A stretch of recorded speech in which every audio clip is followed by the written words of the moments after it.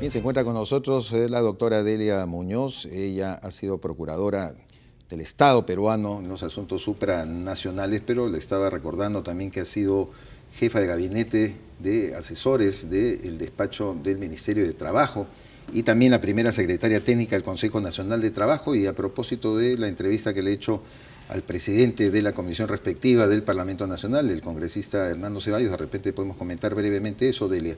Con mucho gusto. El derecho laboral está muy vinculado a mi vida profesional desde la más tierna época en que comencé, porque yo me inicié como abogado defensor gratuito de los trabajadores.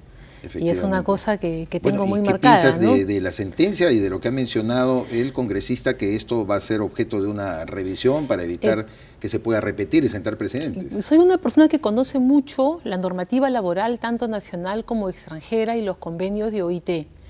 En primer lugar, la sentencia de la Corte Suprema, las personas me parece que solamente han leído la sumilla y no han leído el caso. El caso es una empresa que disminuye la remuneración a toda su plana gerencial. De 12.400 les baja a 10.500 el sueldo y lo hace por 2 años. Luego restituye el salario. Pasan 10 años y cuando la persona cesa recién reclama. Y lo que dice la Corte Suprema en su análisis del caso concreto, porque no es ni un pleno casatorio, ni un overruling, ni nada, en la misma sentencia lo que interpreta es de que fue una actuación de carácter objetiva a toda la plana gerencial, que la empresa acreditó que tenía problemas económicos y cuando estos pasaron, la situación se reanudó en los términos normales. Es decir, no hubo discriminación. No hubo discriminación. Todos se mojaron con la reducción del salario. Exactamente. Ahora, es completamente usual que en una época de crisis, en una unidad económica, tú plantees la disminución de determinado tipo de derechos para garantizar uno de carácter mayor, que es la preeminencia del centro laboral y los derechos de todas las personas. Cuando una entidad entra en una situación de crisis económica, se suele pedir autorización al Ministerio de Trabajo para despedir al personal.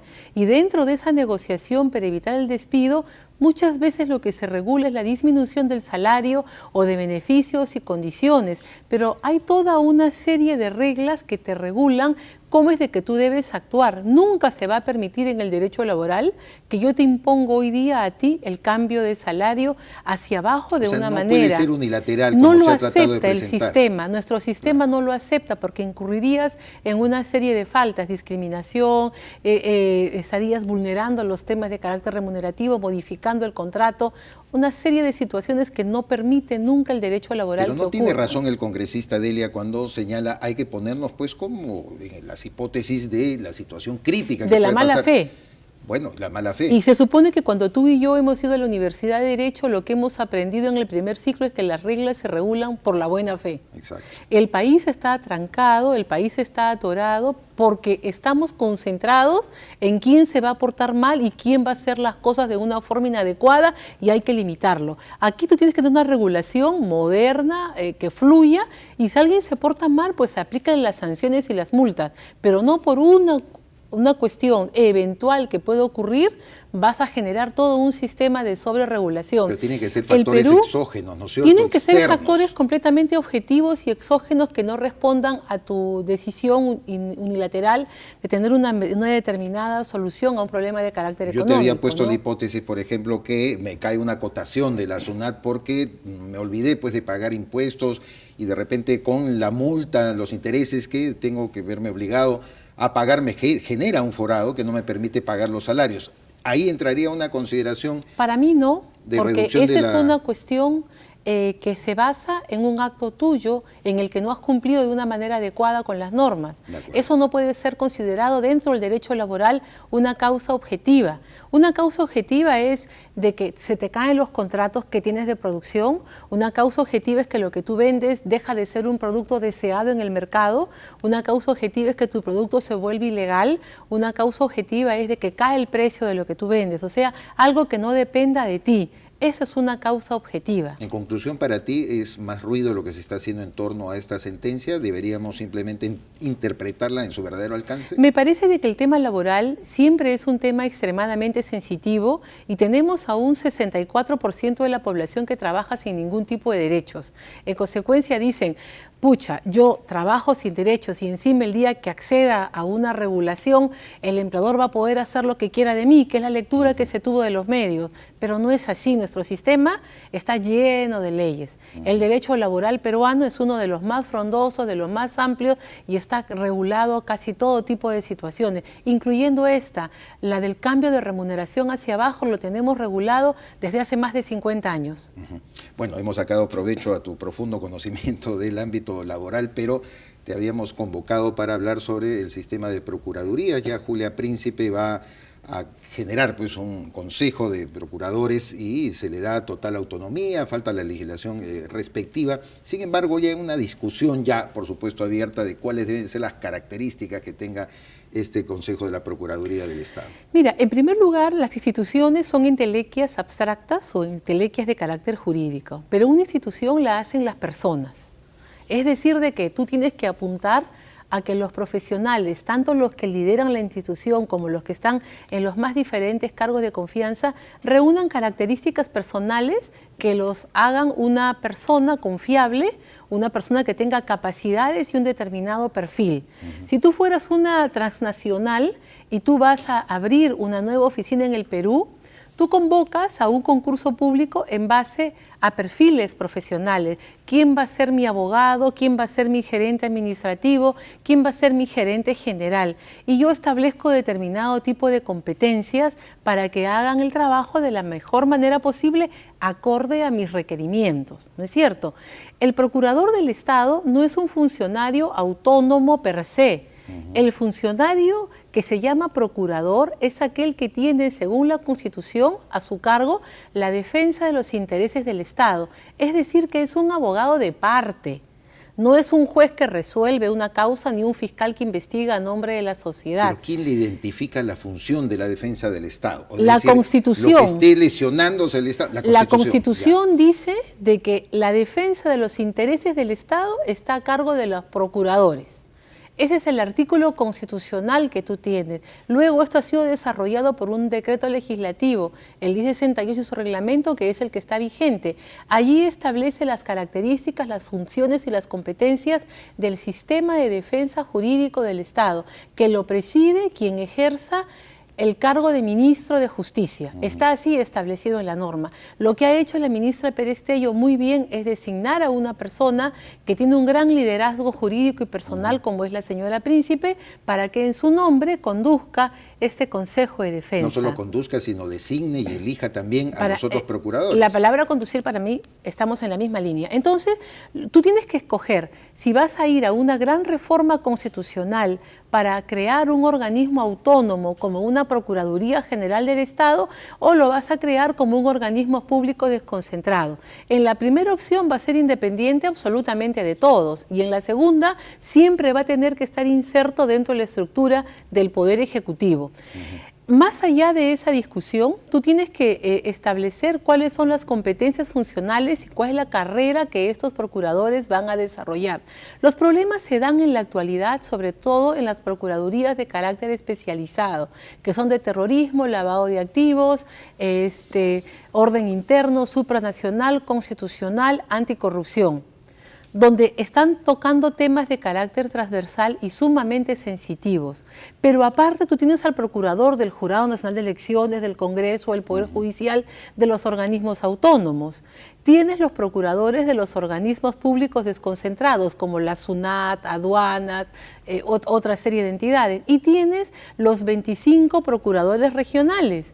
Y tienes los procuradores de las municipalidades provinciales y los 1.800 procuradores de los municipios. Entonces estamos hablando de un ejército de abogados defensores del Estado en sus más diferentes niveles. ¿Pero que defienden qué, Delia? Mira, defienden los intereses del Estado. Bueno, pero ejemplos. Ese es lo conceptual, lo que estamos viendo muchas veces, permíteme la observación, los procuradores, por ejemplo, cuando alguien está litigando con el Estado, un trabajador que ha sido despojado, si él cree arbitrariamente de su puesto, ha sido lesionado, ha sido separado arbitrariamente, el procurador litiga contra él y pese a que el trabajador gana, sigue litigio y sigue litigio hasta todas las instancias. Allí el problema no es del procurador, sino del sistema normativo que tenemos, que como presume siempre la mala fe de que los funcionarios van a estar ahí haciendo cosas irregulares, no te permite que tú puedas conciliar un proceso, que tú puedas llegar a una transacción. En el caso, por ejemplo, que tú señalas, un trabajador que ha sido despedido o que su contrato devino en nulo porque efectivamente es un trabajador y no uno de locación, sabe que el caso va a ganarlo. Pero ningún procurador concilia a lo largo del proceso, porque dice que está obligado a defender al Estado en un mal sentido, de que defender es agotar hasta la última instancia, el último recurso, cuando a veces ganas más conciliando con anticipación y evitando sobrecarga en el Poder Judicial. El otro día leía unas cifras y el 40% de los casos que existen en litigio en el Poder Judicial son procesos contra el Estado. Yo me imagino que en ese 40% de casos del total de la carga del Poder Judicial deben haber muchos que ya sabemos cómo se van a resolver, que deberían ser objeto de un proceso de conciliación. Claro. Y eso lo hace cada titular de sector o cada titular de municipalidad con su procurador, sacan una resolución y toman la decisión de conciliar. El porcentaje mayor es más bien de pérdida del parte del Estado. El Por Estado supuesto, pierde sus litigios. en vez de que un procurador se esté dedicando a un caso interesante, como podría ser, por ejemplo, que han descubierto un desfalco, una compra irregular de autos, está litigando contra 40 ex trabajadores a los que se les debe 2 soles de aquí, 15 soles de allá, 20 de acá, que no tiene sentido. Es lo que llamamos procesos jurídicos de bagatela, ¿no? Entonces, al momento de armar el sistema, tienes que armar uno de tal naturaleza que tenga en consideración las diferentes funciones, pero sobre todo para mí lo que se tiene que dar es una garantía de línea de carrera, donde la persona que asume este cargo, sobre todo los especializados, sepan de que van a permanecer en funciones por el tiempo por el que fueron designados. Evidentemente no con carta libre absoluta, porque tú eres abogado de parte, sino con un sistema de control y de contrapesos, pero que tenga una racionalidad en el manejo de los intereses del Estado. Te pongo un ejemplo bastante simple. Tú eres una persona que vives en el distrito de Surco y no pagas arbitrios. Y yo soy procuradora de la Municipalidad de Surco. Te tengo que demandar. ¿No es cierto? Claro. Otro concepto, tú eres una persona que dejó de pagar tributos, yo soy procurador de la SUNAT, te tengo que demandar. Mis ámbitos allí de independencia para decidir lo que hago o no están muy vinculados a la actividad del sector al que represento. Claro. Y en nombre del que participo. Distinto es del procurador especializado en lavado de activos, que va a estar viendo probablemente actividad económica dudosa del más alto nivel, que puede involucrar funcionarios públicos, grupos organizados, donde va a coadyuvar al fiscal y al juez a que se dicte una sentencia preservando los intereses del Estado. Lo mismo en el caso de terrorismo, lo mismo en el tema de narcotráfico. O sea, son procuradores que requieren de una mayor amplitud funcional, requieren de un mayor presupuesto para cumplir con sus tareas y requieren menos injerencia política. Tiene que haber un distingo entonces Para en la mí, normatividad de tiene actividad que de los haber un procuradores. distingo porque no es lo mismo el procurador de la Municipalidad de Caropongo del procurador de orden público o de orden interno del Ministerio del Interior. Bueno, ¿quién mejor que tú con autoridad moral para hablar de los éxitos que ha tenido el Estado?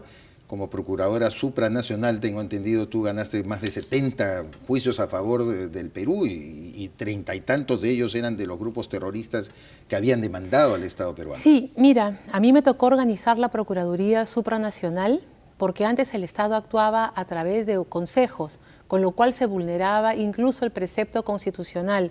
Entonces hace varios años me involucré en eso y armando una oficina eficiente, eficaz y manejándote con los criterios modernos de lo que es litigio, tú puedes sacar adelante procesos de una manera bastante favorable para el Estado peruano y romper con esa idea de que existe en el medio que el procurador siempre es el que pierde los casos, Sí, ¿no? sí, sí. Que es lo que más o menos pensamos la mayoría. Pero es porque están sobrecargados. Están sobrecargados. Agarras el procurador de educación y tiene 12.000 casos, de los cuales 11.599 son casos que ya sabe que va a perder. Qué bueno que hayas abierto la ventana de la conciliación, que yo creo que muchas veces los procuradores también deben pensar que es una herramienta además muy legítima para poner fin a un conflicto. Y eso es realmente importante. Hay que ir hacia eso. Claro. Delia Muñoz, muchísimas gracias por haber A ti, estado César, con nosotros y esclarecido todo este tema de cómo debe constituirse el sistema de defensa jurídica del Estado. Una pausa, volvemos con Fausto Alvarado para hablar de historia, como todos los jueves, la historia de Lima y otro destacado historiador también que nos va a acompañar en esta oportunidad. Ya volvemos.